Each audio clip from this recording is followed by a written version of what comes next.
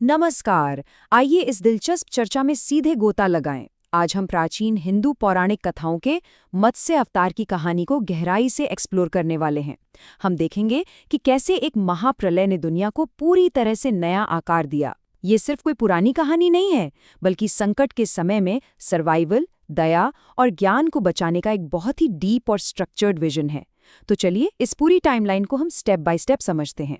वैसे जरा सोचिए, क्या ऐसा मुमकिन है कि आपकी दोनों हथेलियों के बीच समाने वाली एक छोटी सी मछली पूरी दुनिया को विनाश से बचा ले? सुनने में थोड़ा अजीब लगता है ना, कि इतना छोटा कांपता हुआ सा जीव पूरी इंसानियत और प्रकृति का भविष्य कैसे तय कर सकता है। हमारी आज की कहानी इसी दिलचस्प सवाल से शुरू होती है, जहां एक बेहद छोटी सी घटना ब्रह्मांड को हिला देने वाले एक बहुत बड़े रूप में बदल जाती है। तो आइए शुरू करते हैं हमारा पहला भाग, राजा और छोटी मछली। इमेजिन कीजिए, ये वो समय था जब धरती पर सब कुछ परफेक्ट था। एकदम शांति, साफ नदियां और हर तरफ धर्म का पालन। इस दौर में राजा सत्यव्रत नाम के एक बहुत ही महान और दयालु शासक हुआ करते थे। एक दिन की बात है, राजा नहाने के बाद नदी किनारे सूर्यदेव को जल अर्पित कर रहे थे। तभी अचानक उनकी हथेलियों में एक बहुत ही छोटी माइक्रोस्कोपिक सी मछली आ गई। वो बुरी तरह कांप रही थी और बेहद डरी हुई थी। और पता है उसने क्या कहा? उसने बहुत ही डरे हुए स्वर में राजा से विनती की, राजन प्लीज मेरी रक्षा कीजिए, बड़ी मछलियां मुझे खा जाएंगी। अब राजा सत्यव्रत तो ठहरे बेहद दयालु। उन्होंने तुरंत उस मछली को अपने छोटे से कमंडल में रख लिया। उस वक्त उन्हें इस बात का रत्ती भर भी अंदाजा नहीं था कि उनका ये छोटा सा कदम आगे चलकर क्या रूप लेने वाला है। और यहीं से शुरू होता है हमारा दूसरा भाग, मत्स्य अवतार की चेतावनी। यहाँ से ना चीजें बहुत ही अनएक्सपेक्टेड और तेज हो जाती हैं। नेचर के सारे नियम जैसे फेल होने लगते हैं। वो छोटी सी मछली इतनी तेजी से बढ़ती है कि आप सोच भी नहीं सकते।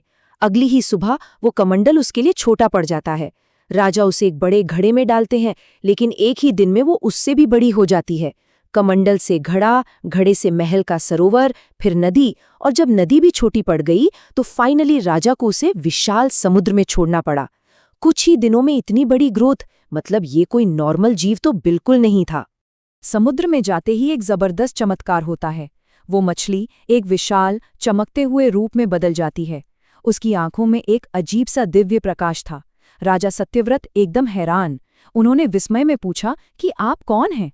तभी आसमान में गूंजती हुई एक आवाज आई, राजन, मैं भगवान विष्णु हूँ। संसार की रक्षा के लिए मैंने मत्स्य अवतार लिया है। ये वो मोमेंट था जब सारा सस्पेंस खत्म होता है और दिव्यता अपने असली रूप में सामने आती है। लेकिन इस बड़े खुलासे के साथ आती है एक बहुत ही डरावनी वार्निंग। भगवान विष्णु राजा को प्रलय के बारे में बताते हैं। अब ये प्रलय क्या है? आसान शब्दों में कहें तो एक ऐसी भयानक बाढ़ जो पूरी पृथ्वी को डुबो देगी। बड़े बड़े पहाड़ डूब जाएंगे और आज हम जो भी देख रहे हैं वो सब कुछ नष्ट हो जाएगा। ये वार्निंग सुनकर ही रोंगटे खड़े हो जाते हैं कि विनाश का लेवल कितना भयंकर होने वाला था। अब हम आते हैं तीसरे भाग पर, महाप्रलय और जीवन रक्षा। भले ही ये वार्निंग डराने वाली थी, लेकिन इसके पीछे एक बहुत बड़ा मिशन था, दुनिया के भविष्य को बचाना। भगवान विष्णु के इंस्ट्रक्शंस पर राजा एक विशाल नाव बनवाते हैं और उसमें एक तरह की अल्टीमेट सर्वाइवल किट तैयार करते हैं। इसमें क्या क्या था? सप्तऋषि, हर तरह के पौधों के बीज, जरूरी जड़ी बूटियां, जानवरों और पक्षियों के जोड़े, और सबसे खास चीज ज्ञान के पवित्र ग्रंथ यानी वेद। इससे एक बात साफ है कि नई दुनिया बसाने के लिए सिर्फ जिंदगी बचाना काफी नहीं है, ज्ञान और इकोसिस्टम का बैलेंस सहीजना भी उतना ही जरूरी है। और फिर नजारा एकदम बदल जाता है। जरा कॉन्ट्रास्ट देखिए। एक तरफ वो पहले वाली शांत पृथ्वी थी, जहां साफ नदियां और हरे भरे जंगल थे, और दूसरी तरफ अब प्रलय का वो खौफनाक मंजर। आसमान काले बादलों से ढका हुआ, खौफनाक बिजलियां और धरती को निगलने वाली विशाल लहरें। इस भयानक तूफान के बीच राजा सत्यव्रत की वो नाव बस एक अकेली उम्मीद की तरह पानी में हिचकोले खा रही थी। अब बढ़ते हैं चौथे भाग की तरफ, हयग्रीव वध और वेदों की वापसी। बाहर प्रलय का पूरा तांडव चल रहा था। नाव को सेफ रखने के लिए भगवान विष्णु का वो मत्स्य अवतार फिर प्रकट होता है। उनके सिर पर एक बड़ा सा सींग था, जिस पर वासुकी नाग की मदद से नाव को मजबूती से बांध दिया गया। अब सोचिए, बाहर इतनी भयानक लहरें हैं, लेकिन नाव के अंदर क्या चल रहा है? भगवान विष्णु सप्तऋषियों और राजा को ब्रह्म ज्ञान दे रहे हैं। ये वो सुप्रीम नॉलेज है जिसमें क्रिएशन के रहस्य, धर्म और न्याय की बातें हैं, ताकि जब नई दुनिया बने तो यही ज्ञान उसका बेस बन सके। बाहर तूफान जरूर था, लेकिन अंदर ज्ञान की क्लास अबाधित रूप से चल रही थी। लेकिन रुकिए, यहाँ कहानी में एक बहुत बड़ा क्राइसिस आ जाता है।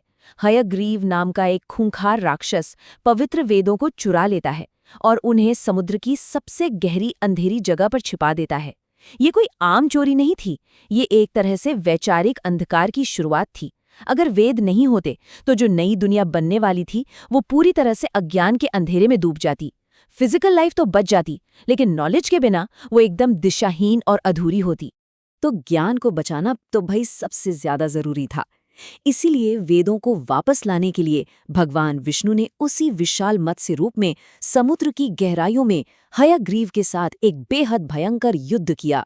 फाइनली उन्होंने उस राक्षस को मार गिराया और वेदों को सुरक्षित वापस ले आए।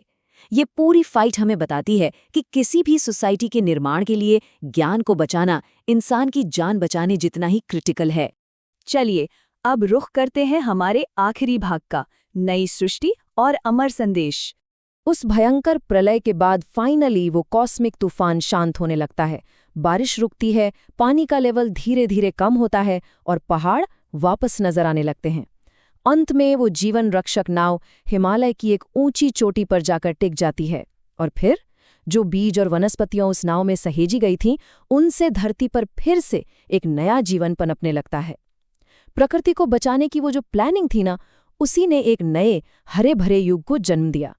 इस पूरे सफर में राजा सत्यव्रत की जो अटूट आस्था और करुणा थी, उसके लिए भगवान विष्णु ने उन्हें एक खास आशीर्वाद दिया।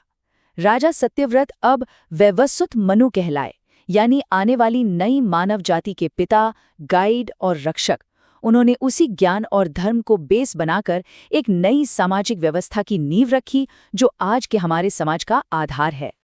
अगर हम इस पूरी चर्चा को समराइज करें तो कुछ बहुत ही टाइमलेस लेसन मिलते हैं, जैसे मुश्किल से मुश्किल वक्त में भी धर्म का पालन करना, किसी भी कीमत पर ज्ञान को सबसे ऊपर रखना और उसे बचाना, नेचर की सुपर पावर की रिस्पेक्ट करना, और सबसे बड़ी बात ये समझना कि करुणा और दया के छोटे छोटे काम भी असल में दुनिया में बहुत बड़ा बदलाव ला सकते हैं। जाते जाते मैं आपके लिए एक सवाल छोड़कर जाना चाहूंगा, क्या दया के छोटे छोटे काम और ज्ञान को बचाने की हमारी निरंतर लगन ही वो असली ताकत है जो सबसे गहरे संकटों के समय पूरी इंसानियत को बचा सकती है? जरा सोचिएगा इस बारे में कि जब सब कुछ डूब रहा हो, तब करुणा, सत्य